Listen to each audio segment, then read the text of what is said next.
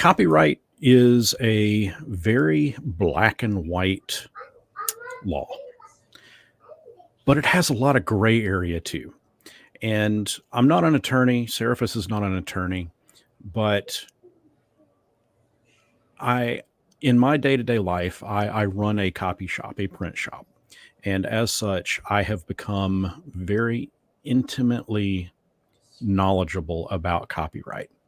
Um, I know a lot of the ins and outs, a lot of what you can do, what you can't do, what's considered fair use, what is the amount of a book that you can show, or the amount of a TV show that you can broadcast. It's really bizarre law that changes almost on a day to day basis. That's all a bunch of hot air right there. Um, but that is the basis of what we're going to be talking about today. This is GameMasters, by the way, joined with Seraphis. Hello. And what this is all about, I received a uh, review copy of Dungeons and Dragons Players Handbook 2024, and a whole slew of emails as had popped up after doing videos of it. And it's been a crazy week and a half. I want to share with everybody kind of the start of how this all happened and where we got up to Jordan getting a copyright strike. On June 28th of this year, Wizards of the Coast reached out to me. They reached out to several people, but I can't speak to what the correspondence was to the other folks. I didn't get a PDF copy. My understanding is that was sent out to a different group of folks, and that was done earlier in the month of June. I was not part of that. I received a physical copy. And the email that they sent to me, I'm not going to show you the whole thing because it's got additional information in it. But in that email, this is from June 28th of 2024. It basically stated, hey, if you're interested in this book, if you're interested in receiving a copy of this book, respond to this email, confirm your address. And this is what it stated. We will be shipping these out slightly ahead of the physical release of the book, which is September 17th, 2024.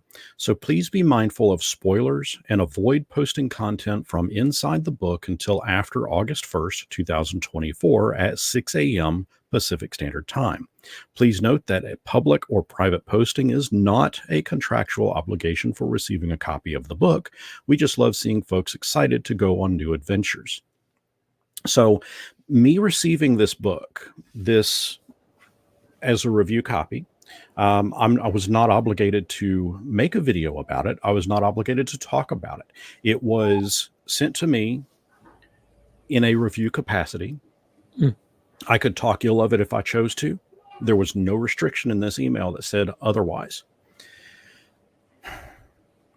So about a month goes by, and I received the book, got it in the mail. Had long since forgotten, because again, it's been a month at this point. And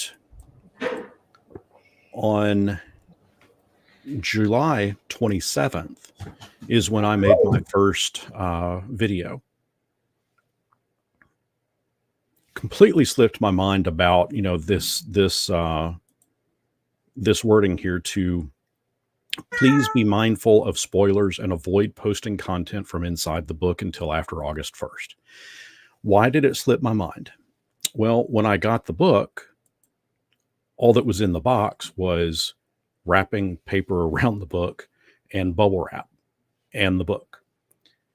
There was nothing else mentioned in there. No paper that accompanied the book. There was nothing there that stated, don't show it. Like I said, a month had gone by, work crazy, I'm concentrating on my day-to-day life, not something that I read and agreed to a month prior. That's my fault. I will fully admit that that is partly my fault. Wizards should have included some information in that package, but they didn't. But I should have also remembered that. So that morning, I started doing a video showing a flip through of the contents of that book. And at about 2 o'clock that afternoon, I posted it. Actually, I didn't post. It was a live stream, and at about 2 o'clock is when it wrapped up. At about 5:50 p.m. that Saturday, I got another email. This one,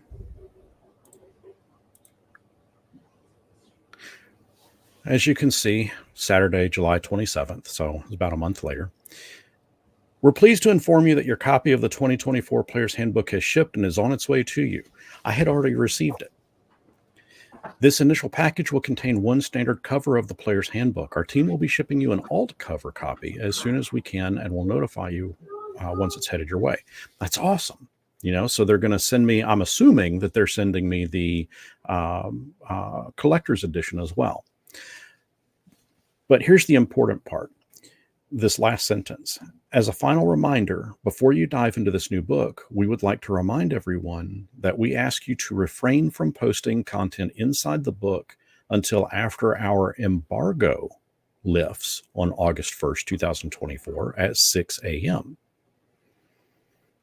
That term embargo, that was not in my first email. That was not in the initial email. So I scrambled. Oh, crap. This was a kickstarting reminder to me that I had agreed not to show anything until August 1st in that first video. So I immediately deleted it.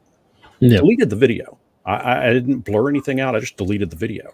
So I didn't want to get, Pinkertons knocking at my door.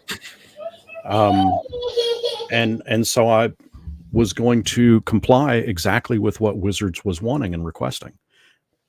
I had no issues with that. I goofed up, but that term embargo was not present in that initial email. Of course, this email kickstarted off several more to follow. So I didn't post, I didn't create any more content. I didn't do anything else with the book. I mean, I read through it, of course, on my side of things, but I didn't post any videos on YouTube about it. And I was going to abide by said embargo rather. And what I wrote to them, and forgive me, I'm kind of going through through my email in sequential order, but the way the email does, it's kind of in reverse to how it's actually done. Yeah.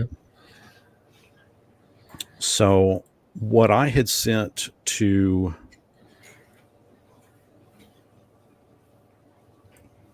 back, bear with me here, share screen. There. So this is what I had sent back to them. This was at 9:46 p.m. That's about when I had checked my email. My most humble and sincere apologies. Embargo information was not included in the box with the book.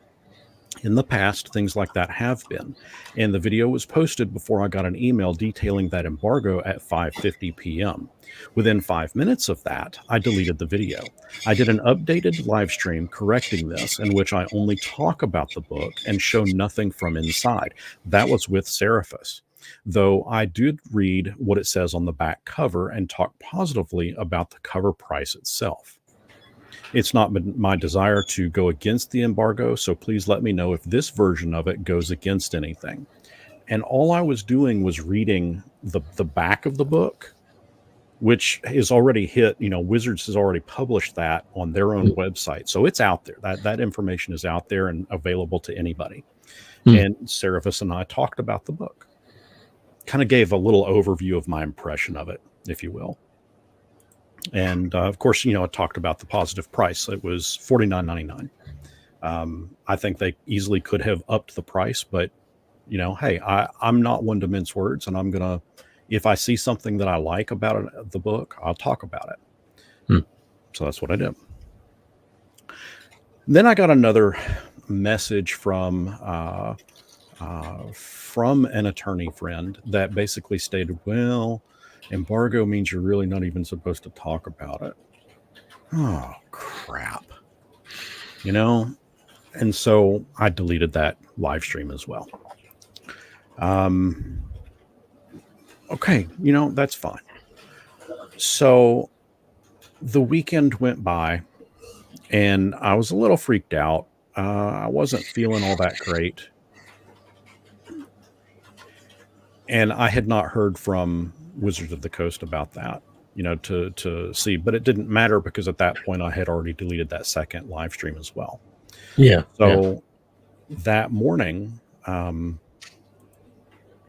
decided, you know what, I'm going to be a bit more proactive, and I'm going to email Wizards of the Coast again, because now I'm looking for some specific information. Monday, July 29th, 2024, 8:43 a.m. Greetings once again. I have removed my latest video. I will abstain from discussing the 2024 Players Handbook in any manner until the embargo lifts on August 1st, 2024 at 6 a.m. Pacific Standard Time. I seek clarification on the specific restrictions regarding what we are prohibited from showing or discussing. Typically, when promotional copies were distributed through their PR firm, accompanying documentation would outline these guidelines. However, no such documentation was included with this shipment, leading me to believe I was permitted to discuss the contents. It was not until I saw an email about an hour after posting my video that I saw that there was an embargo. Please provide detailed information on any restrictions of content once the embargo is lifted. What am I specifically not allowed to show? What am I specifically allowed not to talk about? I am committed to offering a fair and positive review, but require precise guidelines to ensure compliance and avoid jeopardizing my YouTube channel, social media presence, or this promotional mailer program.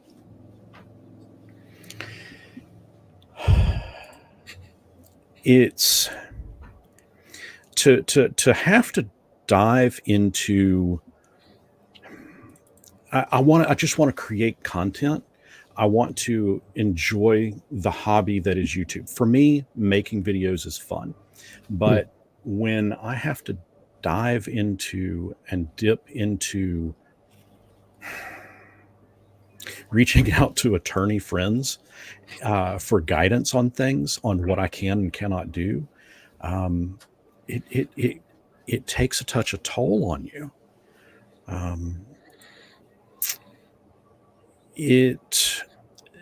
They responded back to me. So that email that I sent out was sent at 8:43 a.m. They sent back to me, and bear with me here, I'm just trying to show only what I can show here, because it's got some other information in here that I don't really want to share. They sent back to me at 1:36 p.m. Thank you for checking in. We appreciate the follow-up, and we appreciate the note on flip-throughs. I had mentioned in one of my emails about, that I'm not a fan of doing flip-through videos, page by page by page. I would rather do a thumb-through. I'll jump back to this email in a second, because I want to go off on a slight tangent. One of my philosophies for the GameMasters channel,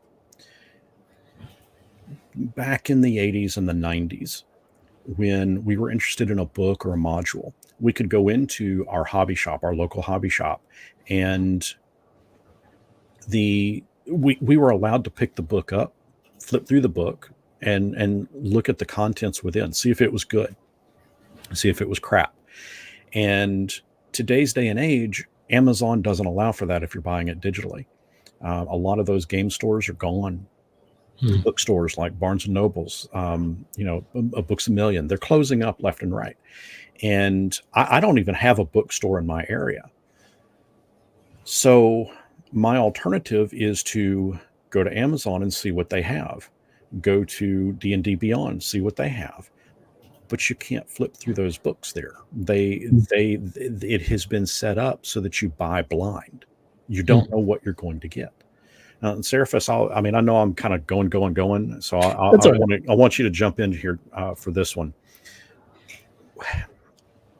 How often do you buy role-playing books from any company, whether it's D&D, whether it's Kobold Press, any company, sight unseen, without knowing what's inside of it? Like let's go back, go back 15 years and prior versus 15 years and ago to now. So 15 years prior, how did you purchase books? I'm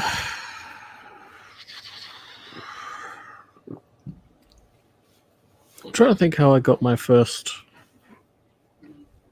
books for 5th edition. Did you have the capability of picking it up and flipping through it? Or did you just, that's a neat cover, I think I'll buy it? Yeah, I think I picked it up from the bookstore at the local shopping center at the time. Because, it was new books that had come out. It had the, Hasbro publishing essentially behind it, the marketing, that type of stuff.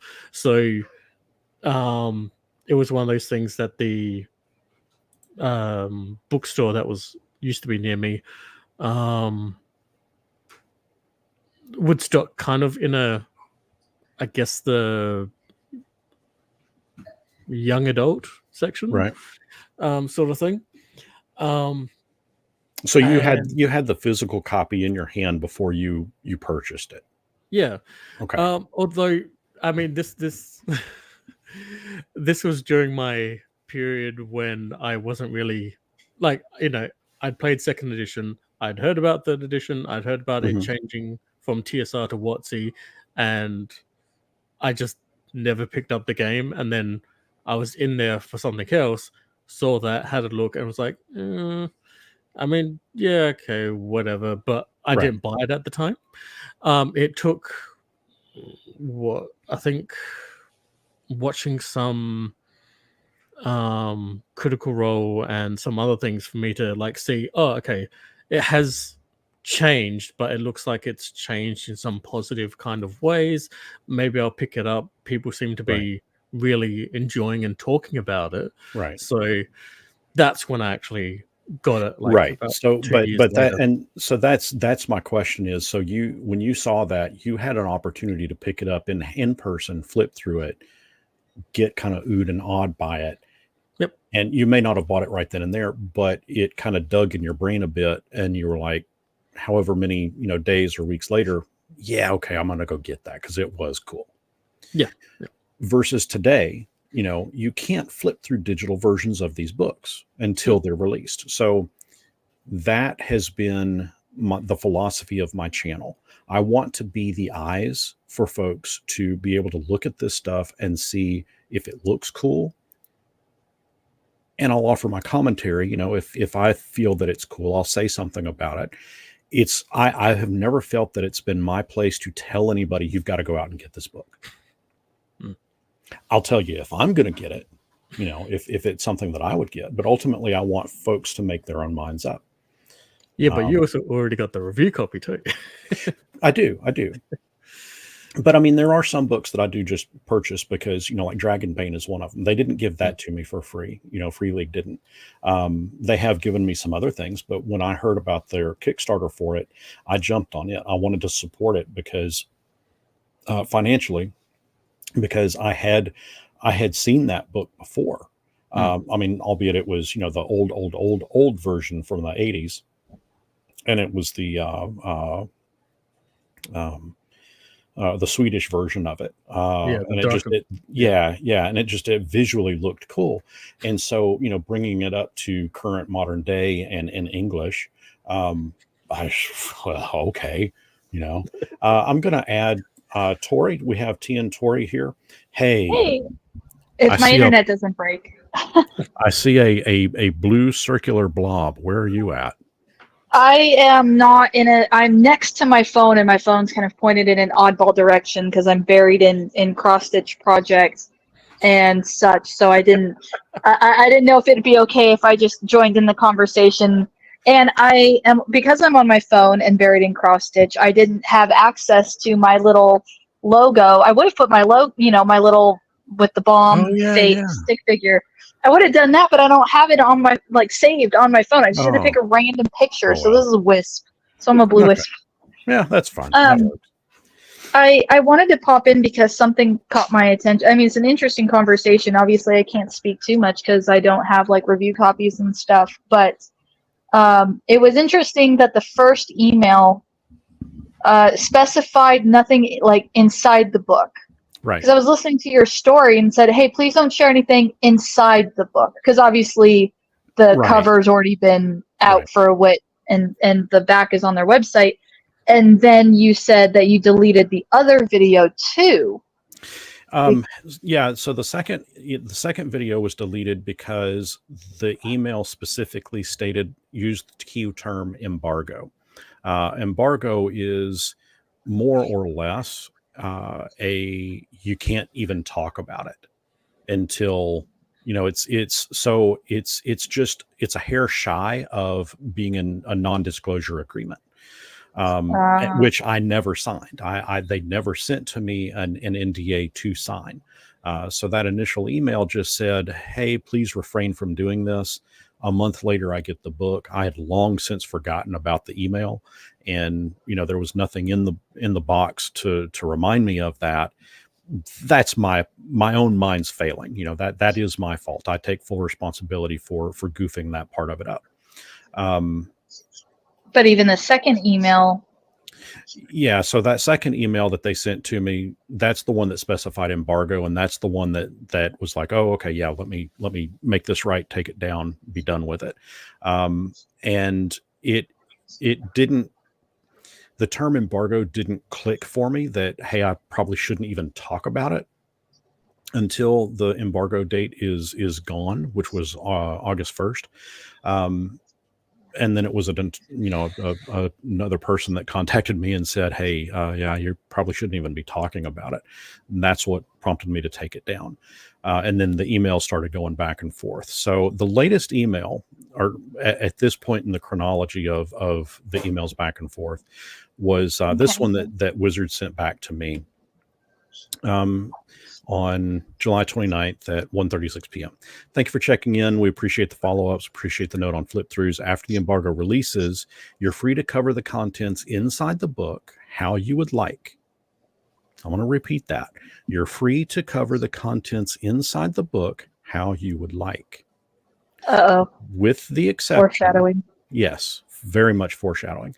With the only exception being re-uploading full-page copies, basically abiding by standard fair use.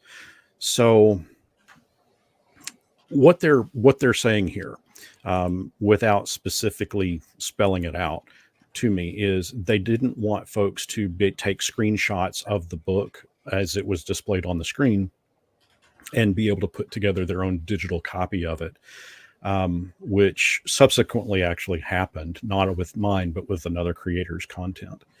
And that's, they're basically trying to protect. Yeah, I mean they're trying to make it so that people can't just get the book for free. Right. Via this, yeah. Right. Which, I mean, on the one hand, sure, okay, fine, companies will do that, but you ever hear the phrase, "the left hand doesn't know what the right hand's doing"? Yes, and we'll get there, because I think that's exactly the instance that's happened here. So another email that I sent back to them was this. What I'm looking for is clarification on what can be shown and talked about after the embargo on August 2nd and beyond. I'm not a fan. Okay, this was the original email. I've got my chronology out of order a little bit here, and I apologize, guys. What I'm looking for is clarification on what can be shown and talked about after the embargo on August 2nd and beyond. I'm not a fan of doing page-by-page flip-throughs, although I have seen some creators doing exactly that with past books. Is that something that is permitted? Are we allowed to show artwork that has not been released by Wizards? Are we allowed to show tables or blocks of paragraphs or spell lists, tables of content, the index? Or better yet, what specifically are we not allowed to show or talk about? I simply want to be in compliance with your guidelines. I'm just not entirely sure what the extent of the guidelines are, and I'm looking for clarification after the embargo. It was in response to that email that they sent the one that they sent this back. Okay, what's going on? Hold on. Please stand by. There we go. It was in response to that specific email that they sent this reply back to me, the one that we just looked at, where I'm free to cover the contents. Whoops. You know, I hate computers. Where I'm free to cover the contents inside the book how I would like. And that's too open-ended. Well, no, it told me, hey, if you want to do a flip through, do a flip through. If you want to show the table of contents, show the table of contents. You want to show the index, because I specifically asked, can I show the index? And they said, you know, cover the contents inside the book how you would like. I mean, that's completely that. At that moment, though, I was like, that's great. You know, I mean, Yeah. that means that how I originally showed my first video, I could do that. So let me find this. On August 1st, that morning at, there we go.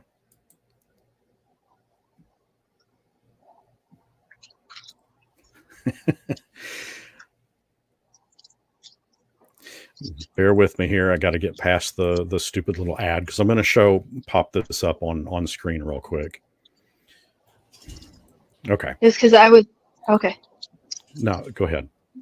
I would say it was really interesting because I was watching the Sly Flourish talk about his experience with it, and so and he didn't. I don't remember if he actually put the text from the emails on screen, but he did read it off, like he was reading the actual line from the actual email. And what's even more fascinating to me is the similarities, but also differences, especially when you think of like the specific wording, which can make such a huge difference in this case. Yeah. So I made that video on August 1st. This would be 9 days ago now. Yeah, I remember that. We have now what I'll show you. Okay. This is my video. Originally, it was not blurred out. No blur. You know, it was exactly as it is. It was not a page by page turn. It was a flip through, or thumb through, where, you know, I would open up to, you know, a double page spread like what you see here on the screen. And I would look at some of the cool aspects of what's on that page, and we'd talk about it for a minute.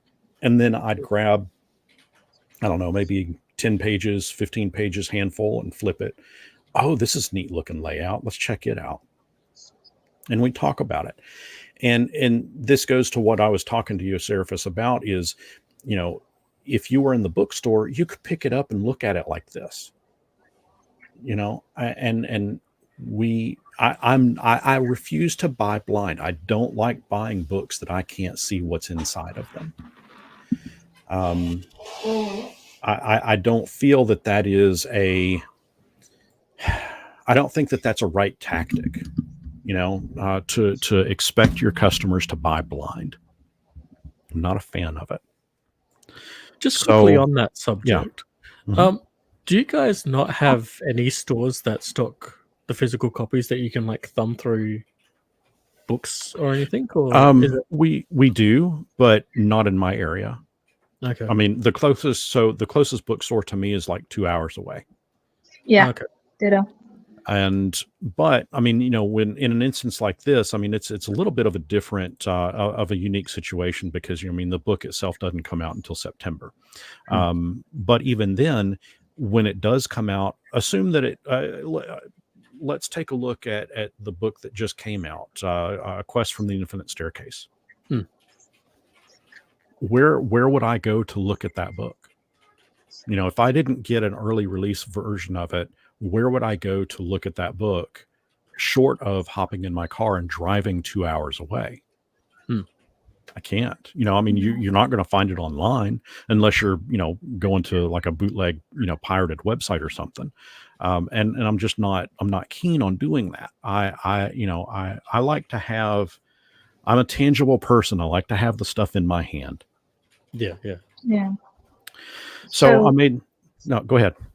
I was going to say, so it's almost a double whammy of both a critique of how they handled it in terms of the miscommunication with creatives and YouTubers, but also just the fact that they're doing it in the first place. Because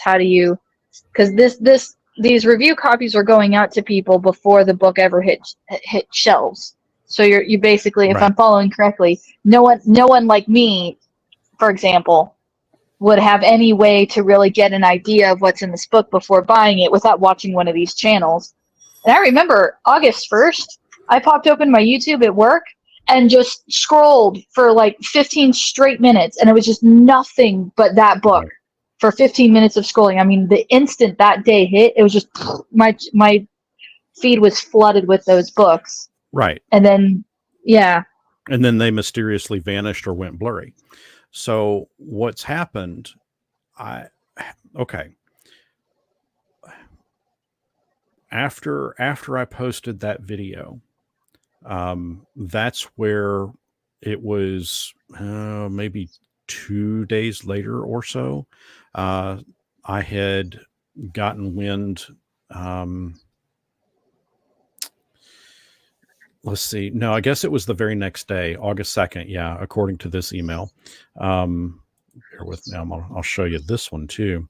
So this is an email that I sent back to them on August 2nd. Now this is, about 24 hours after my latest video, the after embargo video had been posted that I was free to show however I wanted. That was the latest information that I had at that point, right?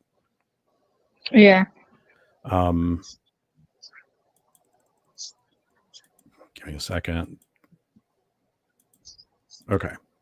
So this was the email that I sent back over to them. I hate to be reaching out again, but I'm hearing from other creatives that we are not allowed to show anything from the index or any of the creature stat blocks. In my previous email, I asked for specific clarification as to what we could and could not show, and the official reply back was that I was free to cover the contents inside the book how you would like. So please let me know if there's anything factual to what I am hearing about the index and creatures. This came from another person's live stream that they were doing where they were kind of giving a rundown of what they could or could not show. At that moment, what I had assumed was that that was one of the creators that got the PDF version of the book early on. And I was assuming that it was an NDA that they had signed that stated that they couldn't show those two sections of it. Okay. So a little bit later, that was at 11:14 on Friday, August 2nd. Saturday, August 3rd, at about 10 o'clock, they sent me back an email. Dun, dun, dun. And I'm just going to show you a small little snippet of it because, again, there's more to it, but it's not important for what we're talking about here.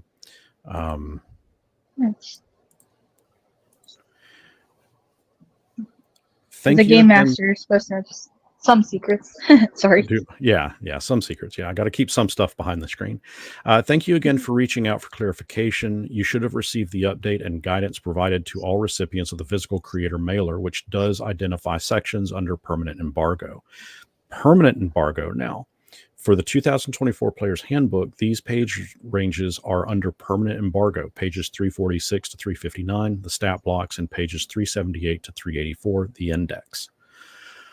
Okay, so, we're seeing at this point now, I'm seeing a shifting line in the sand of what I can show, what I can't show.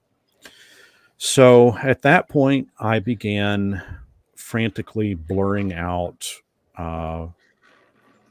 my video.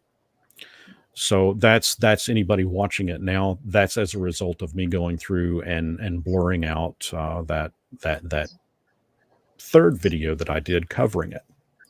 Jeez. First two were deleted. The third one was blurred. And at this point, I'm any excitement that I had for the book is just gone. It's been sucked out of me. So knowing a little bit now where they're going with this and why they were wanting it done like that, that they didn't want people to be able to make copies of it. Now I'm putting my copyright hat on and I'm like, okay, so I know some specifications about what you're allowed to do. Cause it looks like, previously under the creator program for years, we've been able to take these books and do page by page flip throughs.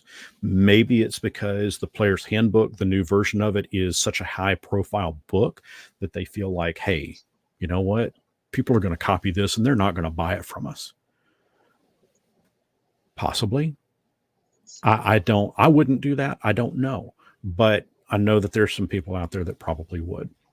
Yeah. So my email back to them, this was on Saturday, August 3rd at about 6 p.m., 6:15 or so p.m.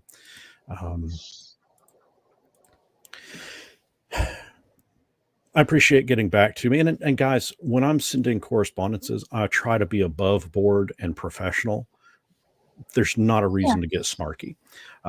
So I write, I appreciate getting back to me. This drastically wrecks the video, the one that I'd made. While I can blue, it should have been blur. That's typo on my part. Blur the part where I briefly flip through the index, where I talk about creatures and specifically the zombie. I like zombies, and I did point out that creature stat block.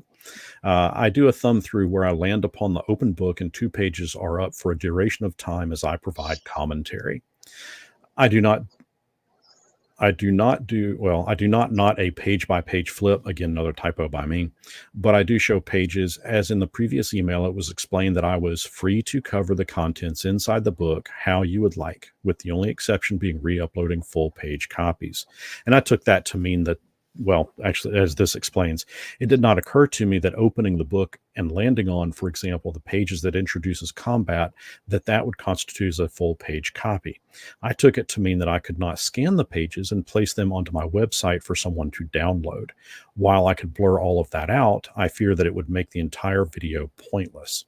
In this, I'll have to defer to your guidance. Should I delete it, or can I blur a portion of when I land on a 2-page spread to talk about? If so, what percents need to be blurred? 25%, 50%, less, more?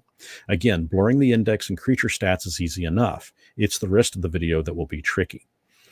Because when I was showing the creature stat blocks and the index, I mean, that was all right there in one little portion of the video, but the whole rest of the book, I'm flipping through, checking it out, looking at it. Yeah.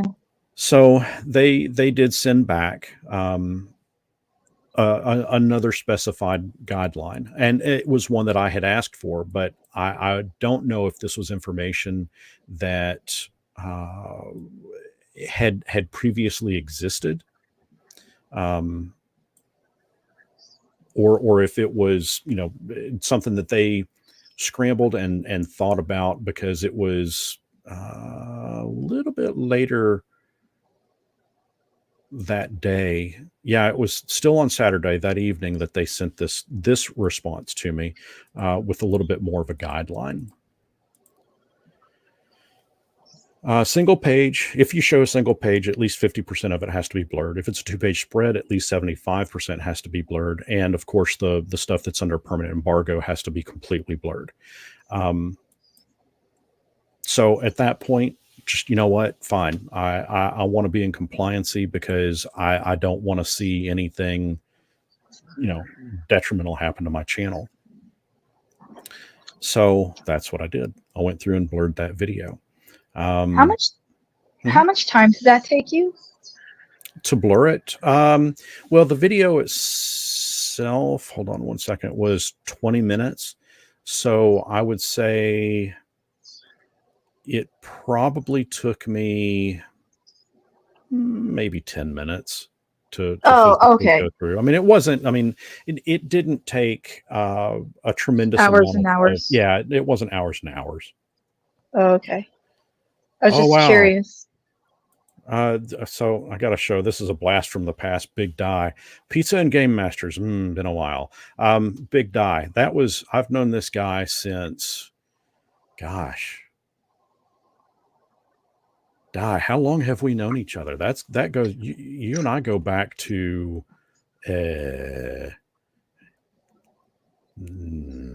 91, 89, 90, 91, something like that. Long time. Born in 91. Holy crap. He was one of the top dog customers at GameMasters back when we had a brick and mortar store. That was a long time ago.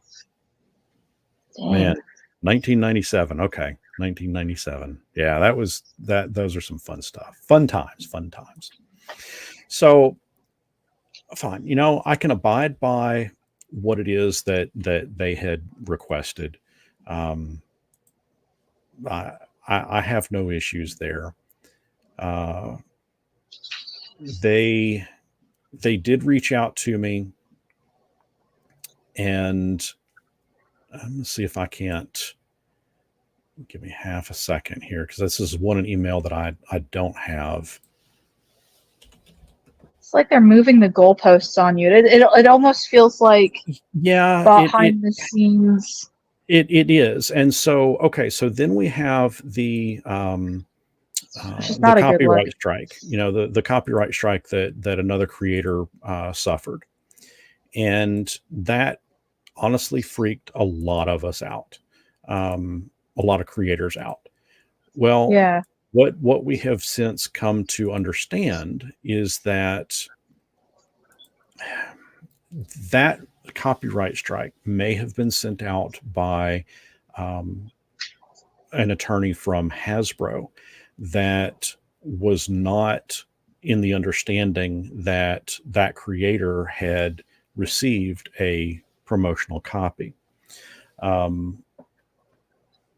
And when they sent this out, this email, some of these emails, and this is why I've blurred some or redacted some of it on my side of things, because this is an email that was sent out while some of it is personalized to me, but it's one that was sent out to, I'm pretty sure, all the different creators out there that are part of this program.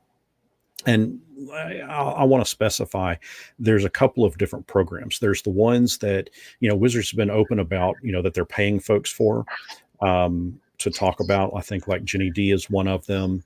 A couple of other, the high-end creators. I'm not being paid for it. They just sent me the copy to review. Then there's a second tier that gets the PDF copies. And then there's the third tier that just gets, the physical copies that guys like me that I don't know. I mean, I've been reviewing their books for a long time, but it's, in other words, I guess that's a long-winded way of me saying I'm not getting paid for doing this, for talking about their book. But I got the feeling that it was not discussed between the D&D creator program and the Hasbro attorney. I will say, that left hand, right hand. Yes, that's the left hand, right hand, exactly. I will say that in all of the correspondences back and forth between me and Wizards in that D&D creator program, they have been above board. They have been very kind, very nice. I don't know. I have heard that there's only about 5 people that work at WotC that are even a part of that reach out program, mailer program, the D&D creator program. They need more resources, honestly. You got 5 people trying to tackle how many. I mean, Tori, you said that you woke up on August 1st and your inbox or your Oh screen was yeah, just flooded with. it was like the floodgates released, like the book that Yeah, everyone yeah, wanted to be talking about. Not that I yeah. blame them. I kind of Right, expected right. it, but So yeah, imagine being one of 5 other people that are tasked with tracking down all of these creators and communicating with them. That's got to be taxing for them. And I'm not trying to defend, but I'm going to recognize professionalism when I see it. And I feel that when they were corresponding with me, that they were professional with me. They were kind with me. That I didn't get a hint of snark from them. I didn't get a hint. And you guys know me. I'm not one to be shy about speaking my mind. yeah. And I'll read part of this and then I'll show you the meat of this email. But it states that this is what they wrote to me. We understand this process caused confusion and stress. We apologize for any ambiguity that impacted your work, and thank you for sharing your valuable perspectives with us. Now, okay, that might be a boilerplate response, but what they did tell me is, hi, Brian. We wanted to reach out personally, both to apologize for the back and forth that has occurred here, as well as to provide an update and final piece of guidance our team has landed on for the Players Handbook content. What Go ahead. that word landed on?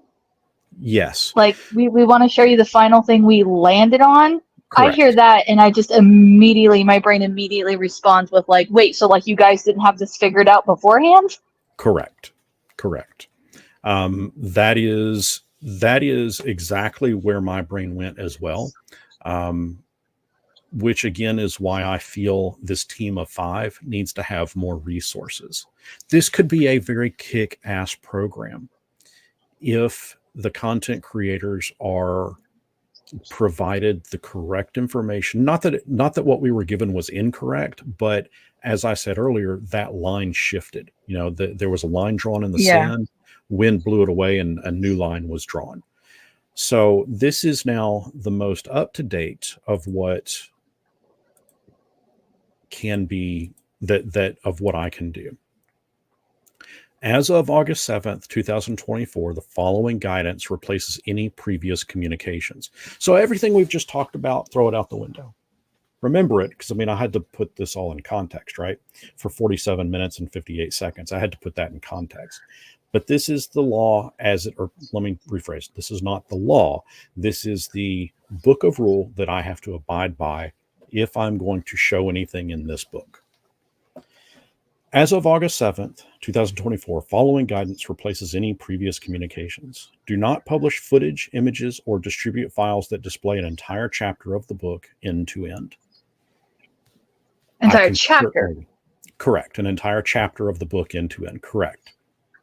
So I could open up, say, the Rogue, and I wouldn't even go as far as to show you page 1 of the Rogue all the way through page 6 of the Rogue.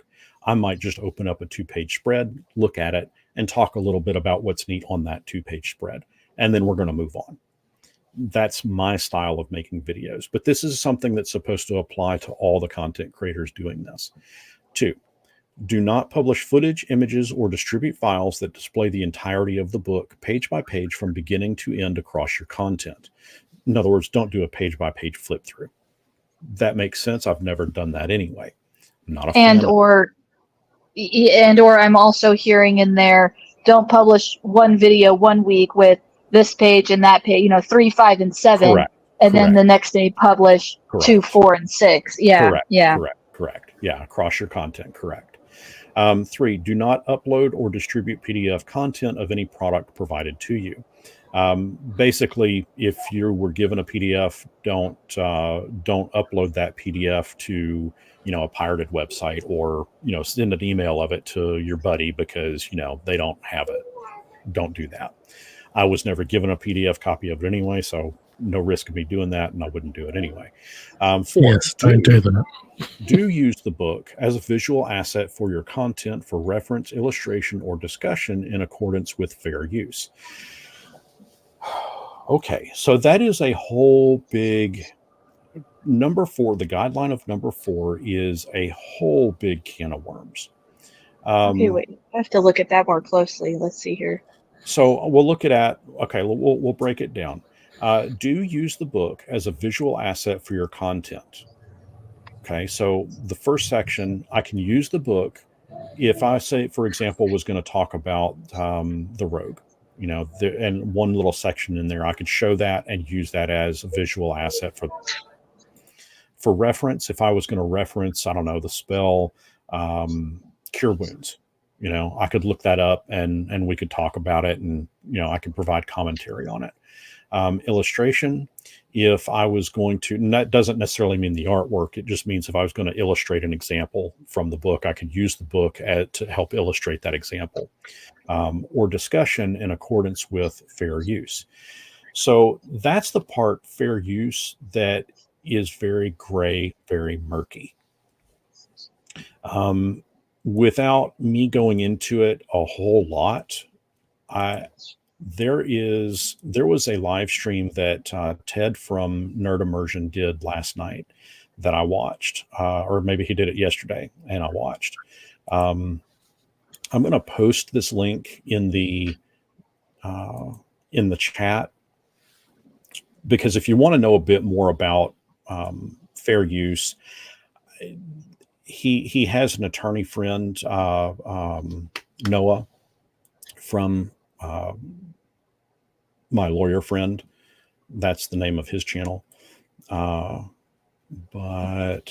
this is, if anybody is just interested in watching Ted's video, my microphone keeps migrating down. That's a link that you can go to check it out.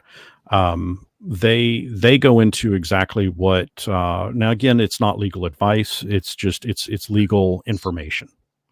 Noah is an attorney. He is a copyright attorney, but at least that's my understanding. He's a copyright attorney, but again, it's not legal advice. It's just legal information. So if anybody's interested in watching that, check that out. But from this point forward, what does all of this mean for me and my channel? Well, I have one more little screenshot that I want to share.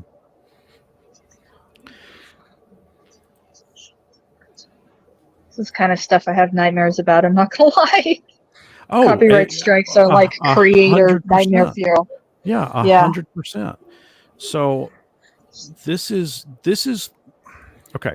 So everything that we have talked about regarding Wizards of the Coast and the guidelines that they have for this book, okay, keep that in mind, because Zach Newble from Kobold Press wrote this 3 days ago. Just in case y'all are wondering, we at Kobold Press take the controversial opinion that you are not required to blur pages or restrict the content you show when making videos about our books.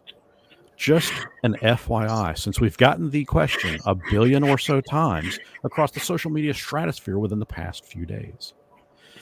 So this means that if I pick up a copy of Tales of the Valiant, I can do a bloody damn page 1 to page, how many pages are in it, Seraphis? I think we're just shy of 400. I could go from page 1 to just shy of 400, and I could show you word 1 to word end. I could show the index. I could show 100% of it without blurring any of it. I mean, it's almost like they understand their clientele and their community. Hmm? Exactly. So Like, it's this not a is good look for Wizard. Like, this no, does it's not not. make me want to buy the 24 book. Even if I was Correct. mildly curious about it, all It of this just makes me go, never mind, guys. it's Yeah. yeah, and I want to point this out, Brian F. That was a good video from Ted yesterday. It's legal commentary, not legal advice. Exactly what I was saying. Yeah, it's not legal advice. It's legal commentary. It's legal information. If you are curious if a situation specifically applies to you, copyright wise, you need to reach out to an attorney and have a one-on-one with that attorney. Um, Yeah. that's all I can say about that. Um, but yeah, I mean, exactly what you said. I mean, it has made me. I'm not going to speak for other content creators, but it has made me this email back and forth with, or the emails back and forth with WotC has made me very gun shy. Um, Yeah. it's yeah, Indestructible Boy. Excellent point. You know, with WotC's actions, this is basically always coming down to can you? Yes, but should you? I think the damage that is done, that this has done, shows why the latter answer is no. And 100%. I mean, that's the thing, is it has sucked out any excitement that I've had about this new 2024 version of Dungeons and Dragons. So that's part of why my videos this week have just been very short, have been very concise, to the point. I've offered some commentary on them, but I haven't done my deep dives like I normally would. I don't know. It has really freaked me out this week. Not that I'm in trouble. I'm not. I mean, you know, I've got clear emails from Wizards of the Coast saying that everything's good. You know, and I appreciate that from them. You know, again, I'm not here to talk bad about them. I don't want anybody that's listening to this, that's in this chat, I don't want anybody going after them saying, oh, they're bad, they're evil. I think that they're trying. I think that, they listen to us, they put the OGL and Creative Commons. We're good there. This supposedly the SRD for this is also going to go in Creative Commons when, after all three books are out, the Players Handbook, the Monster Manual, the DMG. At most, it'll be maybe a year before we see that. It's just it just stacks it's just not a good look. I can't get over the vibe of, and I know you're saying how gracious and good they've been, which is nice that you point that out, because it's yeah. I also look at it. See, this is where I'm going to try to play devil's advocate just a touch and see things from their perspective. Again, I'm not defending them. I'm not trying to be a shill for Wizards, but I do understand intellectual property. I understand IP concerns, and their concern was that somebody was going to take a copy of this book as it was displayed on the screen and turn it into a PDF, and that happened. I would say someone did do that, right? That did That's happen. What I heard. Yes, that did happen. Yeah. I have seen it with my own eyes. It did happen. And it's a very bad copy. Very bad copy. It's certainly not like having, the physical version in front of you, or, the official download in front of you in clean, crisp clarity. But I understand their stance, and that's part of copyright is, you don't want something that's going to detract from the overall sales of your book. That's where it gets into this gray area of law. I know that if I had created something, I'd want to be protective of it, and I can't blame them for wanting to be protective of that. At the same time, I look at what Kobold Press put out there. Didn't they? I heard a rumor or some such that, and I don't remember 100% where, but I heard that they recently hired a new position, like a new high level position that focuses entirely on monetization. Have you heard anything like that, or is that? You're talking about Wizards of the Coast? Yeah, because I'm pairing that, and I don't know that it's true, but I'm pairing this situation with the book in my mind, or with the copyright stuff in my mind, with like that concept. It's like adding together to form a picture that's not a good picture, at least to me. Yeah, it's 100%. I've not heard that. Okay. That wouldn't surprise me. I mean, listen, if I had a company that was bringing in $200,000 a year, you know what? I'd hire somebody for that exact position. But Wizards of the Coast, Hasbro, they're a multi-million, billion-dollar company. They should have had somebody to do that, in a position like that. I mean, that's business. That makes business sense to me. But what I really appreciate about Kobold Press, and I'm going to give Seraphis the props on this one, because he sent to me. I'm going to see if I can find it. I'm going to see if I can find it. I hear really want snickering. the context. Yeah. I really want the context to be proper here. This is what that's what they announced in their official. To be fair, I asked mostly out of, being the usual dick that I am, because either way, the video that I've got literally set up to finish doing and then upload. That was going to show full pages from Players. Well, I mean, and so anyway, okay, so to put context to this, I'm going to show you guys. This is Seraphis sent this to me. He shared it with me. This little snippet where, in light of all of this that was going on with the copyright strike, Seraphis sent to Kobold Press. Hi there, in their Discord. I was wanting to do a video on the TOV Player's Guide and Monster Vault. Sorry, my eyes went blurry for a second. And just wanted to know if there were any limitations on what can be shown. Totally not asking because of recent activity in the TTRPG hobby space. So Tales of the Valiant has just recently come out, and it's pretty big. I mean, it's pretty popular, and has seen some really good sales. So Chris Wright responded back, Kobold Press is taking what some might call a controversial stance that all the cool stuff in the books should be visible to people so they can decide if they are interested in them. If you'd like to show the art and content that we're proud to have made in your video, we support that. Yeah. That is exactly my mission statement for YouTube and my website. Yeah, I mean, it's just, what else is there to really say? I mean, it's a bad look.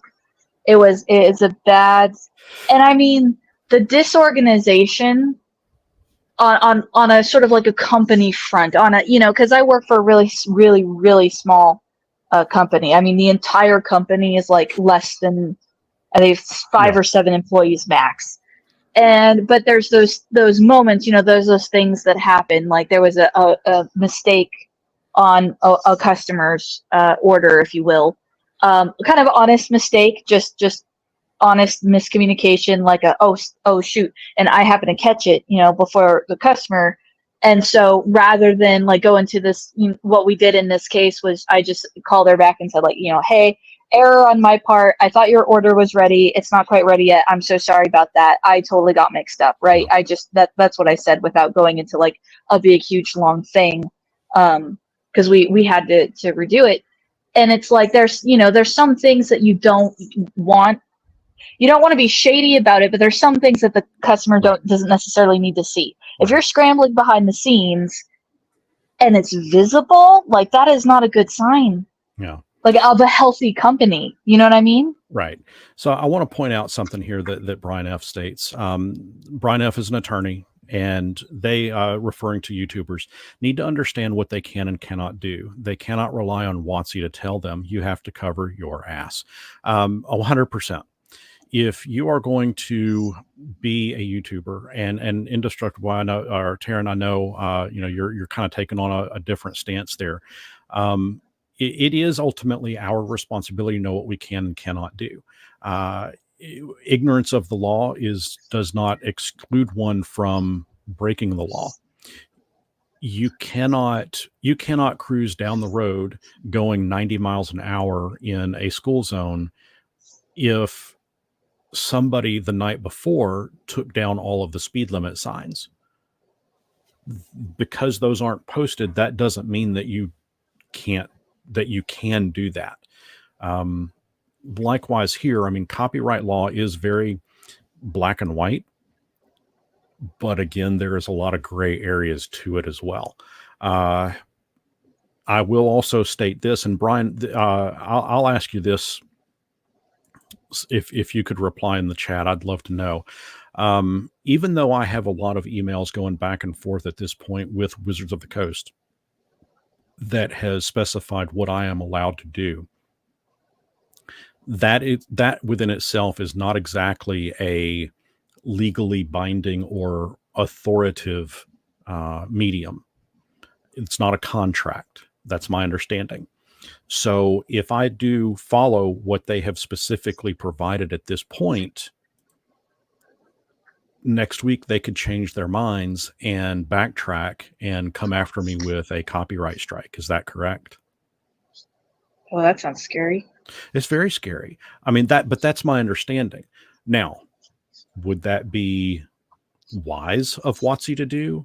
Probably not, because then I think if it happens to one YouTuber, like in this instance, had there not had an agreement not come to the table with Jordfin and that copyright strike, I don't think you'd see a single YouTuber wanting to touch this content. Yeah, that I would mean, kill Wizards, marketing for free marketing off of YouTube. It would kill it. But WotC is so well known for their wise decisions, GameMasters. Sure. Yeah. So remember that time they released a full supplement book that they didn't proofread. They just released the first draft of it. That was for 3rd edition. Yeah. That was Tome of Magic. They kind of do this. They do. I mean, yeah. So what does this all mean for me as a channel going forward? It has taught me that I'm definitely going to be reaching out to every company that I do receive product from. And you know what? Hey, I might even have my own attorney craft up just a contract that is more or less a license or a release. This is where it starts to get, God, I want to make some fun, entertaining videos. I don't want to have to go to fucking law school and have to know every nuance of it. But if this is what I'm going to do, then I kind of have to know that information. Yeah, go ahead. Oh, it's just really interesting watching. It's kind of one of those things where being a super small channel, like too small to matter, is a blessing. Because I fly under the radar, but it's like just because you're thinking to yourself, or at least I might be thinking to myself, if I were you, like, okay, what if it doesn't stop at the Players Handbook? What if, can I expect future releases? Because you've been reviewing books forever and ever and ever, so that's kind of your thing. Yeah, and so I mean that was another argument that was brought up too. Is well, we've been doing this for 15 years. I mean, isn't that kind of established that's kind of how it's working, and that's the given, and that everybody's okay with that? No. Just because you've been going 90 miles an hour through a school zone for 10 years just means you hadn't been caught. And that's part of the problem is up to this point, I don't know what has, I have tried my best to stay within the parameters of what is copyright and what is not, what is fair use and what is not. And as Brian F. states here, fair use it's a defense in court, not a right.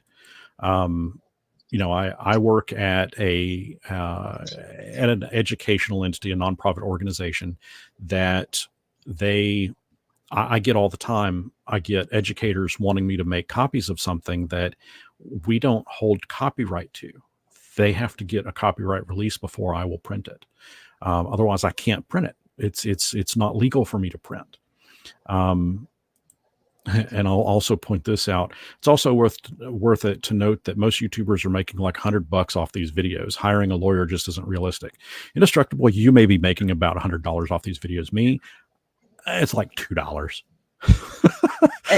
Sometimes 35 cents. It's not much. So this is for me, doing this kind of stuff is it's more of a labor of love. It's a hobby and something that I enjoy. So what does this mean for me as a channel where I'm going in the future? Well, I'll tell you this. I'm certainly going to be giving preference to entities that come across like this. Kobold Press is taking what some might call controversial stance, that all the cool stuff in the book should be visible to people so they can decide if they're interested in them. I love that. Controversial? Or is that the joke? That's the joke. That's the joke. Because everything else has been a controversy. Yeah, that's the joke. Yeah. And I'll show you exactly why that specifically turns me on. This is what's been on my. This is. It's just encouraging. It makes you feel encouraging. There's an emotional response. Yeah. Yeah, it's very encouraging, but it also mimics, like I said, this is my mission statement. Welcome to GameMasters. My mission statement. I wanted my channel to be the eyes that we once had when we could walk into our local game store and thumb through a book to see if it was any good. A lot of local game stores have closed up shop, and the alternative is Amazon, and you simply cannot look through books to see if they're any good. I want to bring that let's look through the book and see if it's any good service to folks. Of course, we have all kinds of other goofy things going on too. Pull up a chair, join the party. In our tavern, all are welcome. And when I saw what Seraphis had posted to them and their response back, and then their global reply to everybody in their channel, oh, are you kidding me? I mean, that aligned with my vision so close. So I'm definitely going to be checking out Tales of the Valiant when it comes in.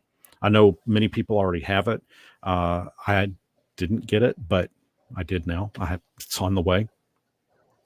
But I also, and this is something I've kind of teased at in past videos, I 100% can show you, and this is just a small sample of it, but I can 100% show you cover to cover the insides of this. This is a role-playing game. This is a very bizarre role-playing game. It makes no sense, but it makes perfect sense at the same time. Why can I show you this? I bought it. Doesn't mean, I'm not meaning that I went to the store, pulled it off the shelf and purchased it from the store. No. I bought the game. It's mine now. I actually helped develop the game. The other person and I, we, at that point when we created this, shared copyrights. He has no interest in it anymore.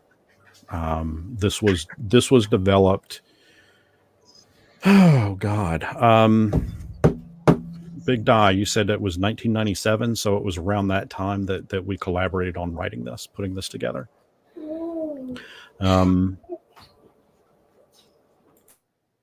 That's crazy. Yeah, I cut him a check. That's awesome. And he released all copyrights to me. So I want to develop it a bit more. But when I do, I mean, and it may take me a while because You know, I want it to Life be a and little stuff. bit more polished. Yeah, like I said, it Yeah. was a game that was written by a couple of guys in their late teens, early 20s that, you know, oh, we could do this too. It's not going to compare to anything that's, you know, the current landscape is creating. It is very, very different. But it's something that I can show from cover to cover when it's ready. To be fair, sometimes different is good. Oh, this is a Yeah. fucked up different Yeah. in every sense of the word. But you'll see what I'm Well, talking about there. you've now piqued my curiosity for sure. But all right, I'm gonna go ahead and bounce. Sure. Just to get back to because it's been a hot minute. But I liked being able to sit in and just kind of hear that, because again, Slay Flourish went through his experience kind of step by step. You've gone through your experience, and I've just sort of been collecting all these stories that I can get a hold of different people's experience, because it's rather fascinating. And we'll see what WotC does next. But man, like, they need a good move. It's I appreciate you jumping in, Tori. We'll catch you again. I'm sure you and I will hook up again and have another live stream at some point. At some point. I appreciate you inviting me. You guys are awesome. I will see y'all later. All right. Have Bye. a good evening. So yeah, I mean, that I think she also brings up a good point is, you know, we got to wait and see what WotC's going to do next. I don't get the impression in any of the communication that they had any malicious intent. I didn't get the impression that I think it was just bad communication all around. I think that this is a new program for them, and they probably didn't have every duck in a row as to exactly how it was going to work. I'll liken it to a brand new DM. Okay. You're going to run your very first game. You've never run it. You've been a player. You've played the game, but you have never run a game of D&D before in your life. You sit down for the first time to do it because, hey, you know what? You've got the book, you've played the game, you know the DM that you've got your favorite DM, you've watched the live streams on Critical Role. You can do it. And then your players proceed to just completely wreck everything. And your mind blanks. You don't know what to do. You're rolling a D4 when you should be rolling a D20. Oh my gosh. I mean, and I think that that's what's happened here. I think that they've embarked upon something new, and yeah, it's like Hammond guy got a park and the lizards got out of their fence. It's pretty much that's kind of what's happened. The content creators, we did what we normally do, but I don't know that I get the impression that that's not what WotC had in mind for this program, for this mailing program of books. But hey, that's what we do. We thumb through these books, we look at it, we talk about it, we examine what it is, and we go, oh my gosh, that's broken. Cure wounds. In the last edition, you only got 1d8 healing. In this new version, it's 2d8 healing. Whoa, and we get excited about that, and we want to talk about that. But when we're shackled and we can't talk about it, it's frustrating. I think that they've made good strides. I like and will agree to their new guidelines that they have put forth about, what we can show, what we can't show. And hey, check this out. Let's see. Who do we have here? Ghost of Christmas Present. Ghost of Christmas Present. Yeah. So how are you feeling? Heard you're a little under the weather. I got a bad migraine. My head's pounding like a hammer, but I couldn't resist jumping in on this conversation. So what? Let me hear your side of it. Well, I think WotC and Hasbro had a difference of opinion on how this was playing out. I think WotC sent everything out for review, and Hasbro went, "Hey, why are these people posting our IP?" And the two didn't talk to each other, so everybody got those big cease and desist letters and those threats. And then WotC had to go, "Hey, Hasbro, calm the fuck down, please." Yeah. I think that's where we're at. I think that's where we're at too. And I think that's kind of the common thought. Should it have happened that way? No. But has from what I have seen, has Wizard of the Coast gone above to try to remedy it all and fix it all? In the correspondence they've had with me specifically, I have to say yes. I think they have. I think that they're doing what they should be doing to fix it. They have apologized. They flat out said, we personally apologize to you. I don't know that they've apologized to everybody. I can't, I'm not privy to all of those other emails out there, but they have specifically apologized to me. I still have a crummy video out there that is all blurred to hell, and I'm not going to get rid of it. I'm going to let it sit there, because it's going to be a reminder, if anything, to myself that, hey, I got to watch myself. I got to cover my own ass at this point. Cause that's the last thing I want to do is, I need this creative outlet, on YouTube. And that's the last thing I want to do, is put that into any kind of jeopardization. Well, yeah. So let me ask this question of you, Bear.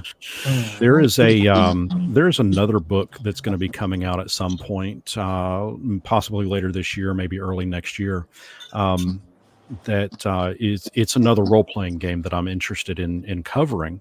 That's all about superheroes. It's called Heroic. I'm not sure if you've heard of that or not. Yeah, I've heard a thing or two about it. Yeah. So what do you think the folks that are behind the creation of that, what do you think their stance would be in YouTubers covering that? Oh, clearly airboat. Clearly no coverage. Don't play it. Leave it alone. Don't even play it.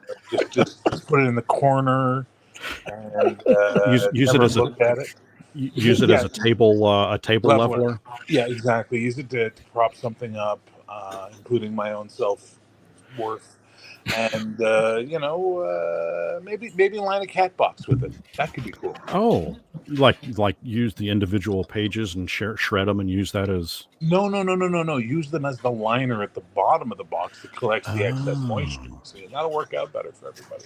Dude, I'm literally releasing this game as a Creative Commons project. You know what I mean? Yeah. Like, for fuck's sake, I care less what people do.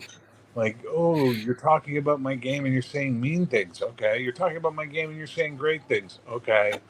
Like, you're talking about my game, right? All right, cool, good. So for those of you that don't know, Bear is the creator of Heroic, the role-playing game. Very successful on Backer Kit, and it's going to happen, and it's kind of cool. And I'm one of the backers on it, and I can't wait to get my hands on it, because hey, you know what? That's another game that I can show you and talk about, get excited for. Well, look, I appreciate the love on that one. That's for sure. I mean, we are still in production. We told everybody our goal was Christmas 2024, but we also warned everybody it's a moving goalpost, because we're going to run into problems, which we have, and those problems are only ever solved by throwing money at them, which we've done. And it just means it takes longer to get across the finish line, because problems cause setbacks. Loss of money to fix problems causes production slowdown. But we're going to get there. But this is the thing, though. You're being upfront about it. You have always been upfront about it. And so I think the people that are involved in that, I'm sure you probably have gotten a couple of emails from some really pissed off people. Oh, I spent money and I deserve my product when you said I'm supposed to. Yeah, okay, whatever. But I think for the most part, a lot of us understand, hey, you're an individual trying to make something happen. You're not a multi-billion-dollar or million-dollar company trying to push out a book every 3 months. Yeah, you know? no. God. And You're also not trying to pass off, original work or anything as AI or AI made or just stuff right. you've ripped off the internet too. Like maybe a certain mech company. No, I'm up front. My Patreon is nothing but AI art, but you're getting great characters and great stories and great Yeah, but the book isn't material. going to be though.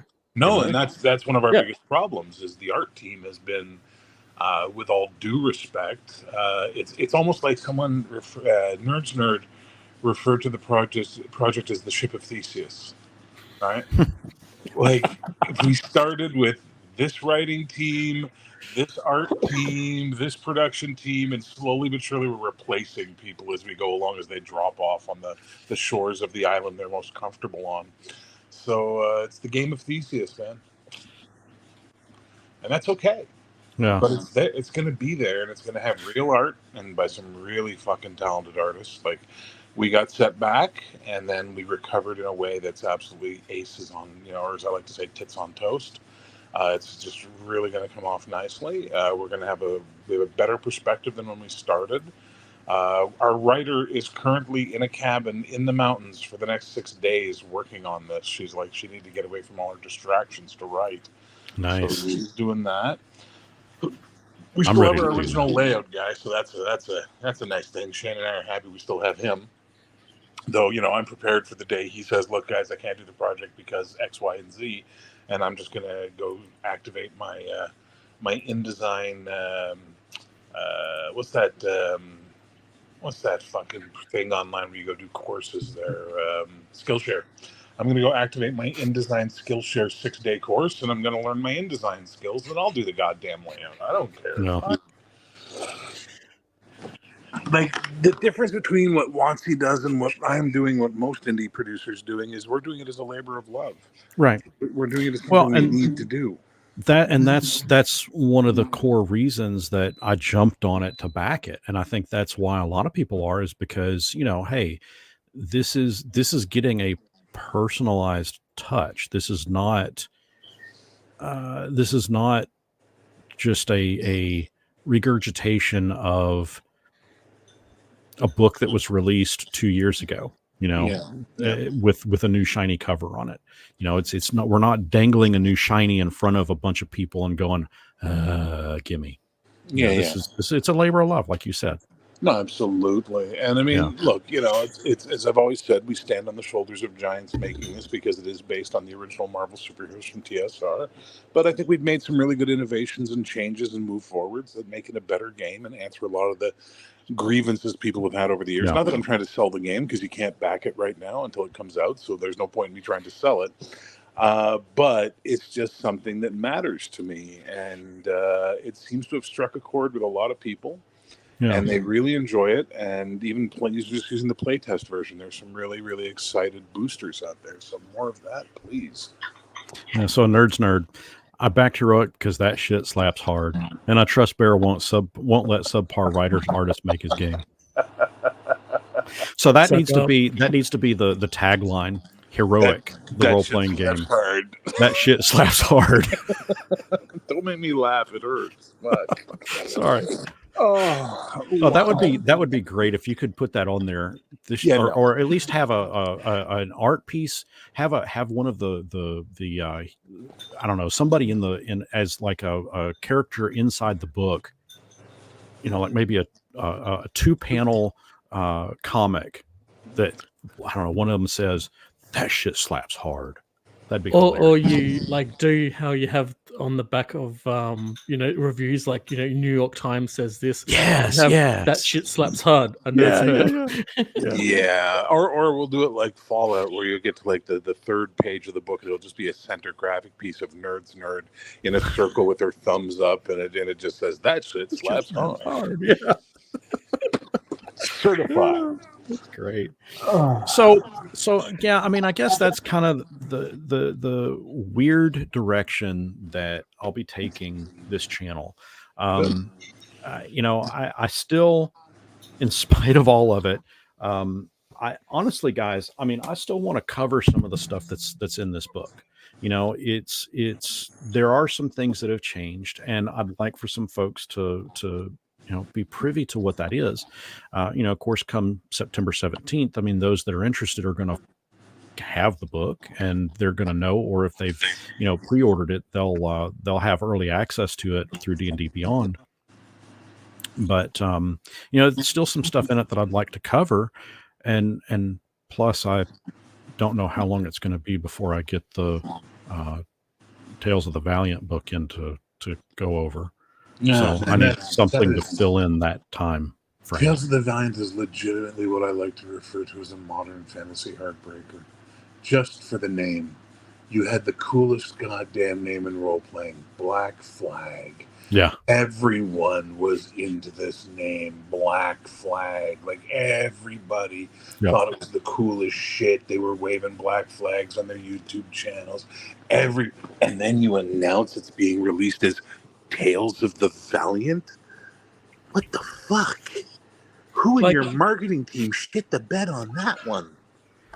Like, I can get behind the, wanting to call their, lineup of, recurring characters and stuff, the Valiant or whatever.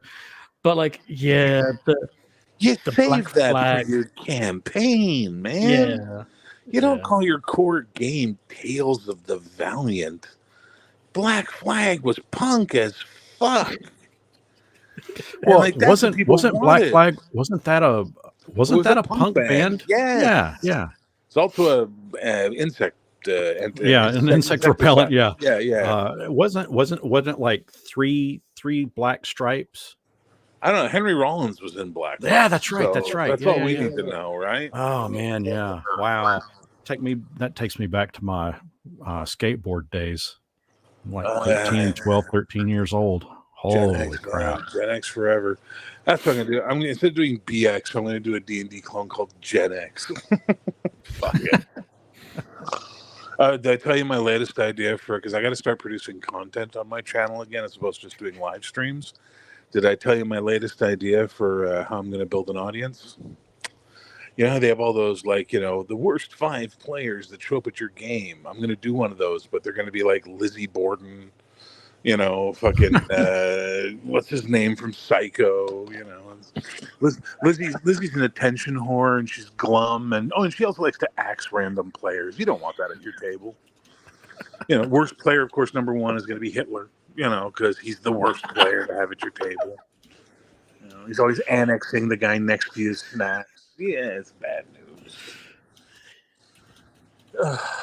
Fucking YouTube sucks. I'm sorry.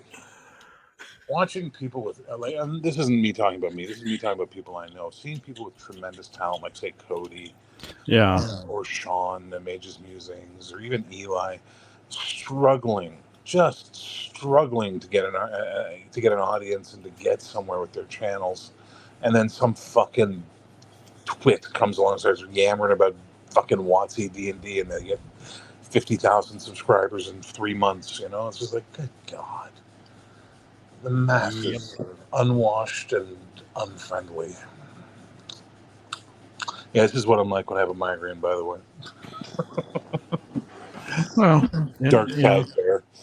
Yeah, I mean, listen, I'd be remiss if I didn't say, that's kind of what my channel started out as was, D&D heavy. Then I just started throwing shit at the wall to see what would stick. I did a couple of video game plays, like Minecraft. I tried to ride that wave when Minecraft was super popular on YouTube several years ago, and it just never took any traction. I sucked at it, I guess.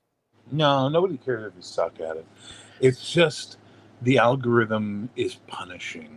And if you don't do what the algorithm demands, which it will never tell you, because the algorithm is like that fucking life partner who's all mysterious and thinks you can read their mind. And it never tells you what it wants, and it never tells you how to please it.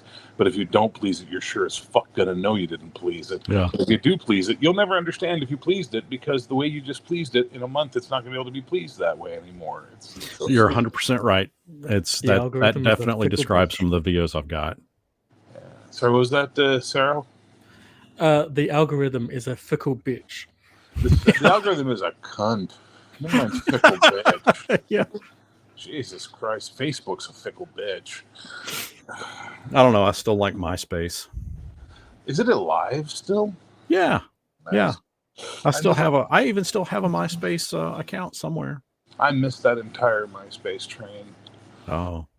I was not savvy to it when it happened. I don't think my MySpace page works anymore. That's I can't log into it at least anyway. It's all about drop bears and Cypher. Cypher didn't exist back then, man. Shut up! It's timeless. Monty Cook transcends time and space, sir. Tolus is the greatest setting ever made, man. So I wanted to jump on. I know that, a lot of creators are, and I'm going to start wrapping things up here, guys. I know that a lot of creators that have been involved in trying to create content for this 2024 Players Handbook for Dungeons and Dragons they've shared their side of everything as well. It's a big deal, but at the same time, I think that we can chalk it up to miscommunication. That's generous of you. I think, well, I'm trying to be truthful about it, because at least on my side of things, I goofed up. Some of the fault does lie with me in not remembering some of the information that I was given a month prior to receiving the book. But the going back and forth, clarity didn't exist, in that initial email where I was told you're free to cover whatever you want to cover. Clarity didn't exist. Yeah. And so, I had to keep pushing for more clarity. And where they've landed, in their words, they've landed on new guidelines. I can only cross my fingers that those guidelines are now the ones that are, I would say, set in stone, but we know that that's, a dream.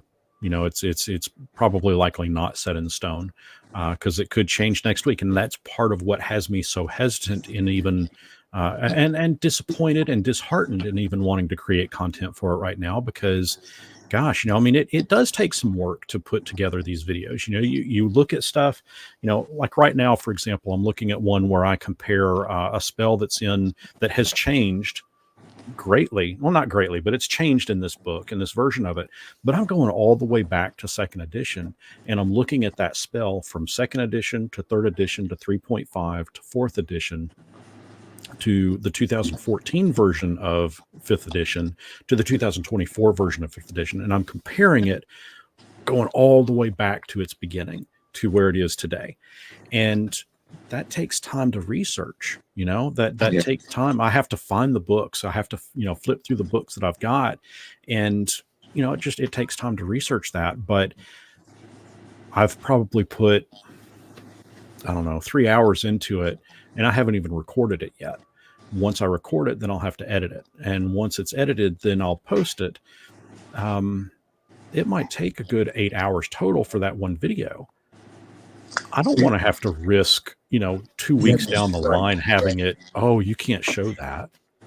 Here's your copyright strike.